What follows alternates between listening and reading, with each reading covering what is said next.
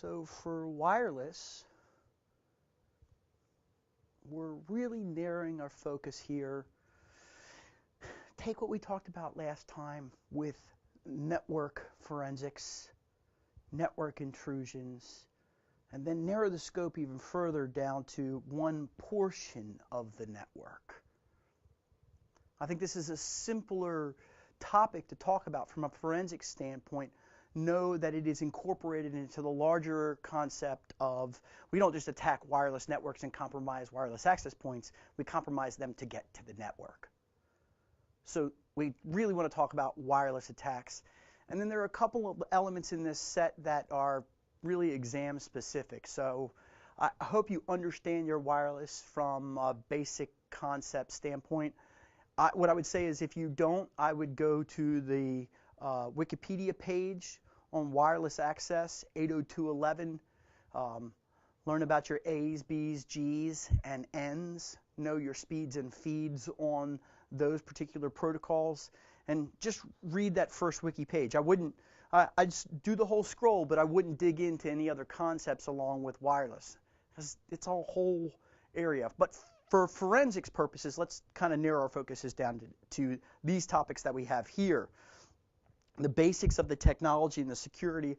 I'll go beyond the security of what's offered here in the class to give you a little bit more robust understanding of wireless security, but you have to investigate that on your own if you're specializing in this.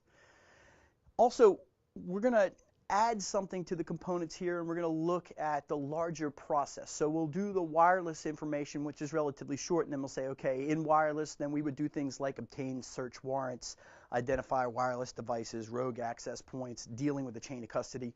We'll look at all those elements along with detecting the connections, field strengths, using Nmap as a tool. It's a really wonderful tool for scanning networks. I would use Nmap in conjunction with Snort, and then I also want to point to another organization to give you good, rich data that if you're actually doing the analysis of wireless access points from a forensic standpoint, kind of what to look for that the attackers are doing. And then finally, we get into analyzing the data and generating the report. They will be high-level examinations that center around the wireless. They won't talk about the report. We won't talk about too much about the reporting and the analysis because we have whole sections on that later on. Okay, what are we talking about in wireless? We're talking about radio frequencies, right? Those radio frequencies, Bluetooth, infrared, ultra-wideband, Zigbee, wireless USB, Wi-Fi, WiMAX, satellite, those are all just signaling that goes over radio frequencies that doesn't require a physical media. That's wireless technologies. I see plenty of Bluetooth happening today, and from a forensic standpoint, one of the things that I worry about is this. There's no wire on this. How am I communicating? Could somebody intercept my signal? Talk about keystroke loggers. This keyboard, I wouldn't plug in a keystroke logger here. I would just have a wireless Bluetooth keystroke logger. I think it's happening next. I really do. So when we look at wireless technologies and it's close like this with Bluetooth, Bluetooth only goes, what, 5 or 10 feet, right? No. Bluetooth and Bluetooth signaling right now can go, if you're using, I think the specification there's 0, 1, and 2. If you're using 2, you can get almost 100 feet, maybe even 150 feet with stronger devices. So now our adversary doesn't have to be in the room to intercept our Bluetooth signals. Probably it would be a good idea, but they don't have to be right next to us to intercept our Bluetooth signals. Maybe they're in the next room over. Maybe they've walked in and put down a little Raspberry Pi or something that looks like a power strip. They put it down on the floor, and it's collecting up all our signals, including our, stealing our keyboard keystrokes for our passwords. We can extend that out to the 802.11 concept, 802.11 A, B, and C, A, B, and G, and say, can they pick up our signals there? We can go even further than that and say WiMAX, which is 802.16, and we can say there, well, now we're transmitting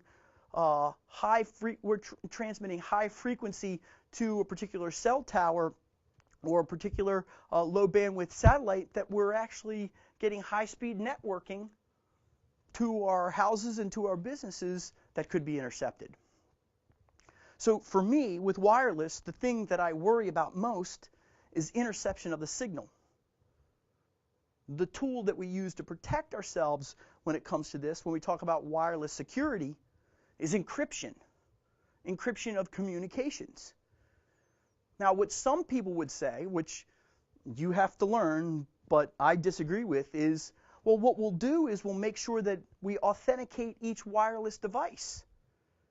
You're saying that my laptop or my desktop or my handheld device, I'm going to record the MAC address of that, and I'm going to program in my infrastructure to look, MAC filtering is what it's called, to look for that identifier. Do yourself a favor. If you don't already know about this, type in MAC spoofing and how many different ways you can do that. So I think MAC filtering is a really poor piece of security, but it's one piece in a very, very comprehensive security standard that you want to put in place, a policy of all your wireless security. Now, it's not listed here, but we want to go beyond just MAC filtering or pre-shared keys. Those tools in a wireless environment, they don't work for very long. The protection with WPA2 pre-shared secrets, and that's what it's talking about here for encryption of our passwords going back and forth. WPA2 pre-shared key secrets are good for a maximum with today's attack techniques of 24 hours. You can't use those to protect an environment long term. What I would suggest that people put in place, which we'll talk about one manufacturer and then we'll talk about a generic thing, is something like Cisco's Clean Air. I think that's a reasonable tool to put in place where you have two different, inside your wireless access points, you have two different signaling mechanisms. One of them is for feeding the clients and the other one is for listening to what the clients are saying and everybody else out there.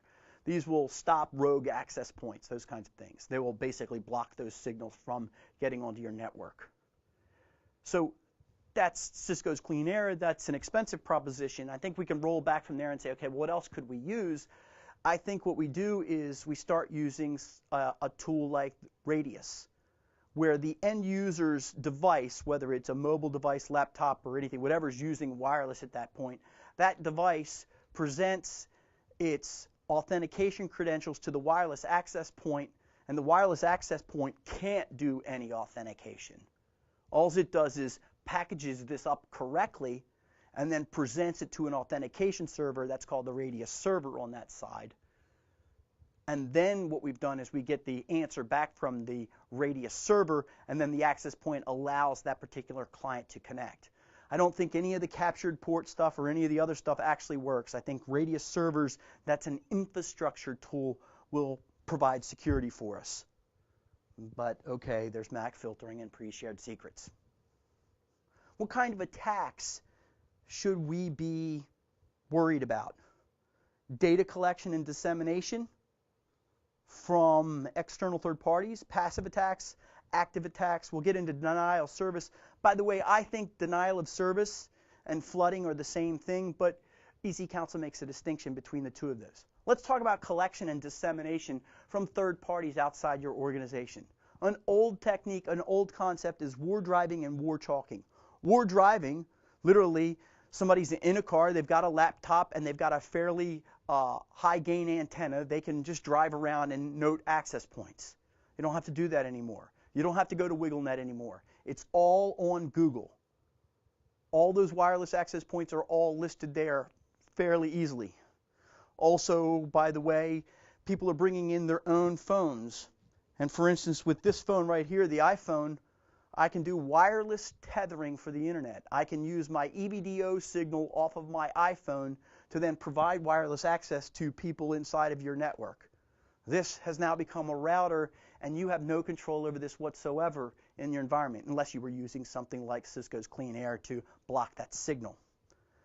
So war driving, we find out where the access points are. In war chalking, what we do is we note where those access points are located external to the building. They used to take chalk and draw on the side of the building all these different symbols talking about what kind of Wi-Fi access was there.